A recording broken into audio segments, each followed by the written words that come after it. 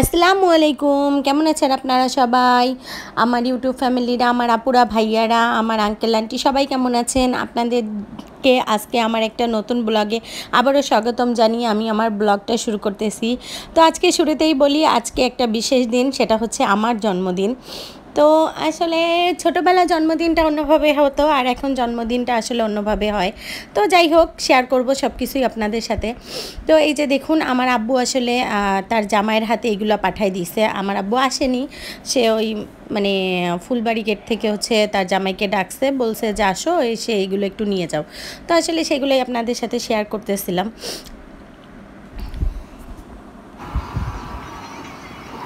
কি পাপা এটা? ও, কে দিছে? নানা ভাই। তুমি ম্যাঙ্গো খাবে?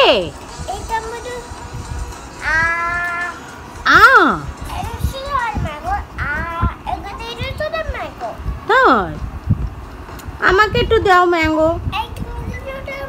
কোনটা আমার, কোনটা আমার, তোমার কোনটা, আমার কোনটা?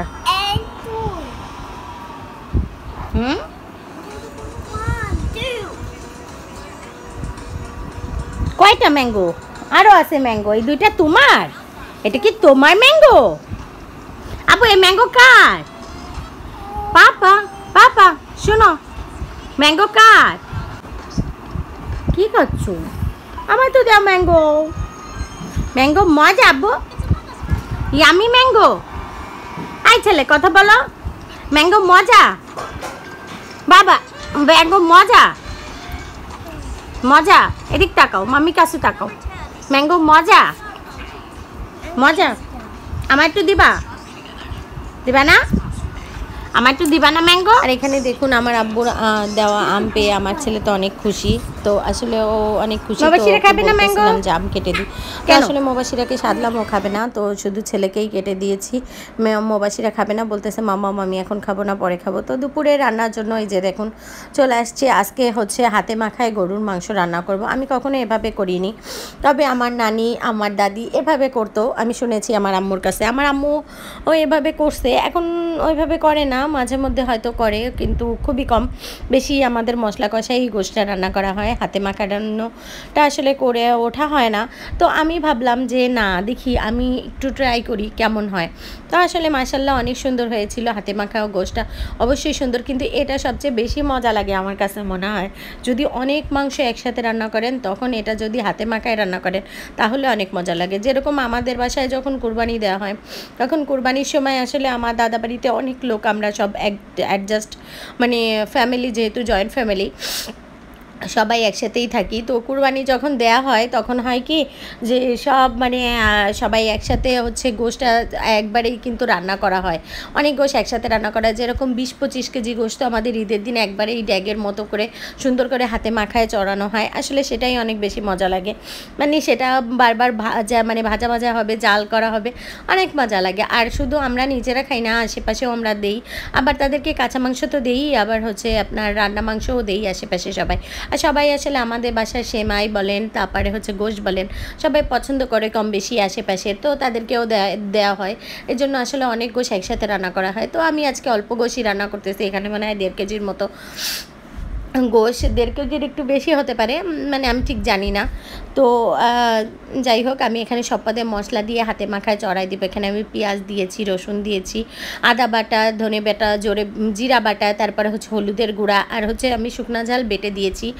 আর এখানে হচ্ছে আমি কিছুটা লবঙ্গ, দারচিনি, এলাচ আর কিছু গোলমরিচ আস্ত দিয়েছি, আর হচ্ছে লবণ দিয়েছি, হলুদ দিয়েছি, তেজপাতা দিয়েছি। এবার আমি সবগুলো উপকরণ একসাথে করে আমি এটাকে মাখায় নিব, হাতে মাখায় নিব। তো ভাবছিলাম যে হাতে মাখায় নিলে কি জ্বলবে কি না, তো আসলে তেলই দেই নাই, তো ভাবলাম যে তেলটা কীভাবে না ভুলে গেলাম। তো আসলে এখন তেল দেওয়া শুরু করলাম, যার জন্য এখানে আমি সরিষার তেল ইউজ করছি। আসলে আমরা সরিষার তেলই খাই বেশি, সয়াবিন তেলটা আসলে আমরা একটু করি। আর আমার কাছে মনে হলো যে ঝালটায় আসলে ঝাল কম, তো কিছু ঝালের গুঁড়াও অ্যাড করা যাক, যার জন্য। আর আমরা যেহেতু একটু ঝাল বেশি খাই, সে তো আমাদের একটু ঝাল বেশিই দিতে হয়, আপনারা যে যেরকমভাবে খান তারা তাদের টেস্ট অনুযায়ী দিবেন, এটাই স্বাভাবিক বিষয়। তো আজকে আপনাদের সাথে এই শুধু গোশ শেয়ার করব না, আমার মনের কিছু কথাও শেয়ার করব। আর সবচেয়ে বড় কথা হচ্ছে শেয়ার করব এমন একটা জিনিস যে আজকে তো আপনাদেরকে বলেছি যে আজকে আমার বার্থডে। তো আসলে মেয়েদের বার্থডেটা কেমন, মানে বিয়ের আগে একরকম, বিয়ের পরে আর একরকম। যেরকম প্রত্যেকটা মেয়েই কিন্তু তার বাবার রাজকন্যা থাকে, কিন্তু বিয়ের পরে সব মেয়ে যে বাবার রাজকন্যা থেকে শ্বশুরবাড়ির রাজরানী হবে তার কিন্তু কোনো মানে ধরাবাঁধা নিয়ম নাই। তো এক্ষেত্রে হয় কি, কিছু মেয়ের কপাল হয় কি যে রাজরানী হয়ে যায় তাদের কপালটা, আর কিছু মেয়ের কপাল হয়ে যায় চাকরানী। তো আসলে আমি রাজরানীও না চাকরানিও না, আমার মধ্যস্থ পর্যায়ে আমি আসি। তো যাই হোক, আলহামদুলিল্লাহ যা আসি খারাপ নাই, মোটামুটি একটা পর্যায়ে আসি। তো রাজরানীও নাই চাকরানিও নাই, ভালো একটা পর্যায়েই আসি, যা আল্লাহ রাখছে সেইভাবেই ভালো আছি। তো এটাই। তো আসলে ছোটোবেলা জন্মদিন অনেক মজার কাটতো, আমরা আসলে ওইভাবে জন্মদিন করি না, একদম ছোটো থাকতে করা হয়েছে। কিন্তু যখন জানা যায় বা যখন আমরা জানি বুঝি বা জ্ঞান হওয়ার পর দিয়ে যখন আমার আম্মু শুনছে যে আসলে এগুলো করা যাবে না, এগুলো হাদিস বিরোধী, তো তারপর থেকে আর আসলে আমরা জন্মদিনটা পালন করা হয় না। তো আমাদের জন্মদিনটা আমরা কেমন করতাম যে আমরা কাউকে দাওয়াত দিতাম না। আমার আম্মু, আমার জন্মদিন, আমার ভাইয়ের জন্মদিন, আমরা আমার আব্বু আম্মু আর আমরা দুই ভাই বোন আমরা সবসময় করতাম কি বিভিন্ন রেস্টুরেন্টে যেয়ে খেতাম। তো আসলে যতদিন বাবার বাড়ি ছিলাম, মানে বিয়ের পরেও আমার দুইটা বাচ্চা হওয়ার পরেও কিন্তু আমি অনেক দিন বাবার বাড়িতে ছিলাম, যেহেতু আমি আপনাদেরকে বলেছি আগেই যে আমার হাজব্যান্ড হচ্ছে বাইরে ছিল, সে কোরিয়ায় থাকতো। তো সে বিদেশ থাকাকালীন আমিও আসলে আমার বাবার বাড়িতেই সময় মানে ছিলাম, মাঝে মধ্যে হয়তো বা শ্বশুরবাড়ি আসতাম বিভিন্ন অকেশনে বেড়াতে, কিন্তু বাবার বাড়িতেই আমি পার্মানেন্টলি ছিলাম। যাই হোক, তো আসলে যখন এজন্যই আমি আপনাদেরকে বলি আমার মানে সংসার লাইফ আসলে 3 বছর, 3 থেকে 3.5 বছরের সংসার লাইফ। আর তার আগে তো আমি মানে কি বলবো উঠুল্লে এখানে ওখানেই থেকে বেড়েছি, মানে বাবার বাড়ি আর হচ্ছে শ্বশুরবাড়ি মাঝে মধ্যে আসতাম এই। তো আমার নিজের কোনো সংসার ছিল না, তো সংসার আসলে 3-3.5 বছরেরই সংসার করতেছি। তো যাই হোক আলহামদুলিল্লাহ, তারপরেও যেভাবেই আসি, যে পর্যায়ে আসি ভালোই আসি। তো যেটা বলতেছিলাম সেটা হচ্ছে কি, আজকে আমার জন্মদিনটা আসলে অন্য 5 জনের জন্মদিন আর মতো না, তারপরেও খারাপ না। তো আসলে আমি বলবো যে আমার জন্মদিনটা আরেকটু ভালো হতে পারতো, আরেকটু বিশেষ হতে পারতো যদি এই জন্মদিনে আমার সাথে আমি আমার মা বাবাকে পাইতাম, আমার একটা মাত্র ভাইকে পাইতাম, ভাই বউটাও থাকতো, সবাই থাকতো, তাহলে অনেক ভালো লাগতো। আসলে জন্মদিনে যে শুধু অনেক বেশি খাওয়া, অনেক বেশি ঘোরা, অনেক বেশি মজা করা, পার্টি করা, এটাই না। আসলে জন্মদিনের দিন যদি কাছের মানুষগুলারে কাছে পাওয়া যায়, সেটাই আসলে বড় পাওনা।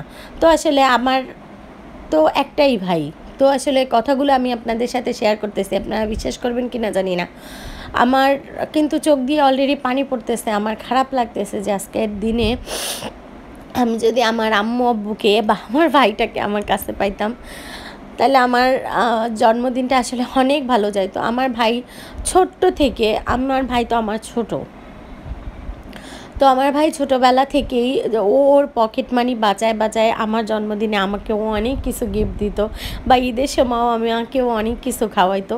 আসলে মানে ভাই বোনের ভালোবাসাটাই এরকম, কি বলবো। আর বলতে বলতে আসলে এখানে আমার মাংসটা কষানো হয়ে গেছে, এখানে আমি চুই ঝাল আর রসুন দিব।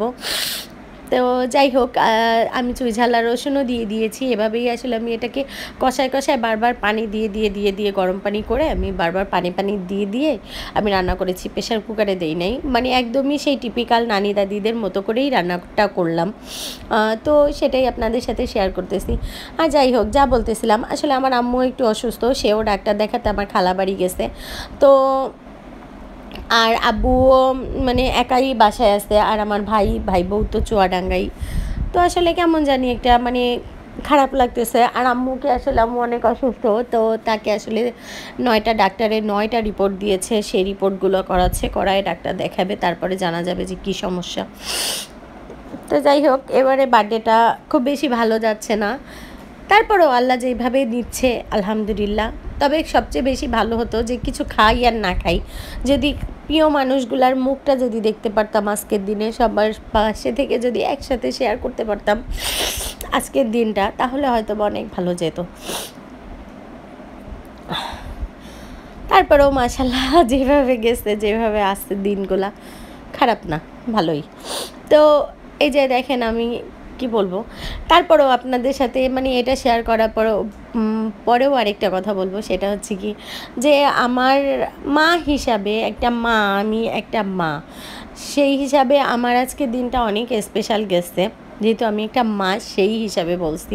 একটা মেয়ে হিসাবে বা একটা বউ হিসাবে বা একটা মানে অন্য কোনো হিসাবের কথা বলতেছি না। আসলে একটা মেয়েদের তো আসলে অনেক, একটা মেয়ে কেন, একটা ছেলে, সবার প্রত্যেকটা মানুষেরই আসলে আমাদের অনেকগুলো রিলেশনের মধ্যে দিয়ে যেতে হয়। যেরকম একটা টাইমে আমি মা, একটা টাইমে আমি মেয়ে, একটা টাইমে আমি বউ, একটা টাইমে আমি বোন, একটা টাইমে আমি ননদ, একটা টাইমে আমি ভাবি, একটা টাইমে আমি পুতের বউ, আবার কোনো এক সময় হয়ে যাব আমি শাশুড়ি। তো আসলে ছেলে মেয়ে সবারই এই সম্পর্কের মধ্য দিয়ে যেতে হয়। তো প্রত্যেকটা সম্পর্কের ধরন আলাদা, ক্যাটাগরি আলাদা, ভালোবাসা আলাদা, আর টান মহব্বতটাও আলাদা। তো যাই হোক, এই যে দেখেন আমার রান্নাটা কমপ্লিট হয়ে গেছে। তো আপনাদেরকে যেটা বলতেছিলাম যে একটা মা হিসাবে আমার আজকের দিনটা আসলে অনেক অনেক অনেক অনেক বেশি আনন্দের এবং গর্বের। তার অবশ্যই একটা কারণ আছে, সেটা হচ্ছে আপনাদের সাথে আমি শেয়ার করতে চাচ্ছি। আমার তো 2টা বাচ্চা, তাই না?